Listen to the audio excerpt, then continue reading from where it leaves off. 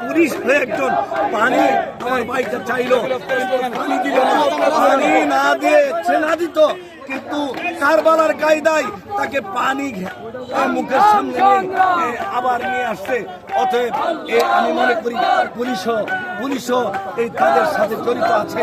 অতএব আমি বাংলাদেশের বাংলাদেশ এখন যারা চালায়, আমার প্রধান উপদেষ্টাকে, আমার ডক্টর ইউনূস প্রধান উপদেষ্টাকে, সমন্বয় ভাইদেরকে আমি দৃষ্টি আকর্ষণ করছি, অবিলম্বে তাদের বিচার চাই, বিচার চাই, ফাঁসি চাই, না ফাঁসি চাই, ফাঁসি চাই, বাংলার জমিনে আগুন ধরে যাবে।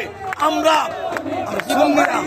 সুন্নিরা কোনোদিন মাঠে নামি না, মাঠে নামি না, কিন্তু নামলে কিন্তু উঠবো না, ঠিক খেলা হবে না। দেখেছেন খেলা হবে। নুরুল ইসলাম ফারুকী সাহেবকে যখন শহীদ করা হয়েছিল, আমরা এই রাজপথে এসেছিলাম, একটা বাস একটা থাপ্পড় দেওয়া হয় নাই।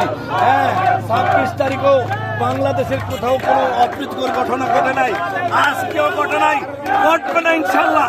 কিন্তু আমার ভাইকে দাবি আদায় করতে হবে, ছাড়বো ইনশাল্লাহ। দাবি আদায় যতক্ষণ পর্যন্ত আদায় না হয়, আমরা ইনশাল্লাহ এই ঘরে ফিরে যাবো না, আমরা চালিয়ে যাবো, এই বলে শেষ করছি।